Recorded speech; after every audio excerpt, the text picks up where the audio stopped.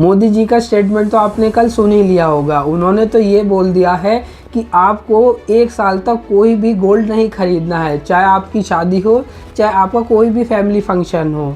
क्यों? क्योंकि present scenario के हिसाब से यूएस ईरान की जो वॉर चल रही है उसमें ऑयल की शॉर्टेज आ रही है, जो कि हमें डॉलर में ख़रीदना पड़ रहा है, जिससे इंडिया का फॉरेन रिज़र्व ख़त्म हो रहा है।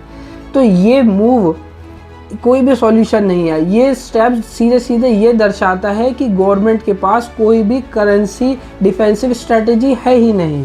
2015 में गवर्नमेंट ने एक स्कीम लॉन्च करी थी, सोवरेन गोल्ड बॉन्ड स्कीम। उसके अंडर क्या होता था, पब्लिक पेपर गोल्ड को परचेज करती थी और उसके पैसे गवर्नमेंट को देती थी, और पब्लिक को क्या फ़ायदा होता था कि 2.5% का इंटरेस्ट मिलता था, और जो भी गोल्ड के प्राइजेज़ में इंक्रीमेंट होता था उसका बेनिफिट मिलता था। बट ये स्कीम बंद क्यों कर दी गई? क्योंकि गवर्नमेंट के पास इतनी लाइबिलिटी हो गई कि they were incapable to fulfil this liability. Around 1.1 lakh crore की लाइबिलिटी बढ़ गई।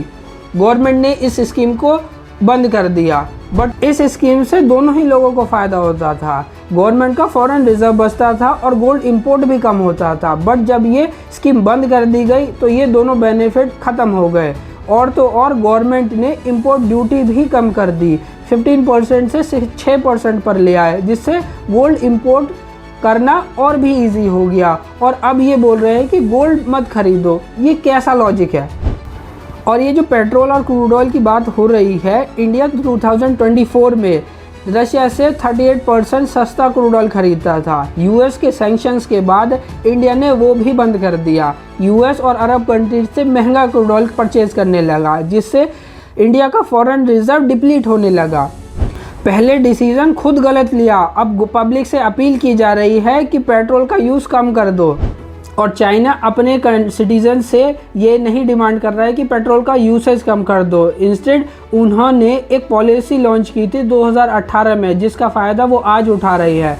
उन्होंने युआन डोमिनेटिंग फ्यूचर्स को लॉन्च कर दिया था, जिससे क्या होता था, ऑयल की ट्रांजैक्शन जो भी होती थी वो युआन में सेटल होती थी।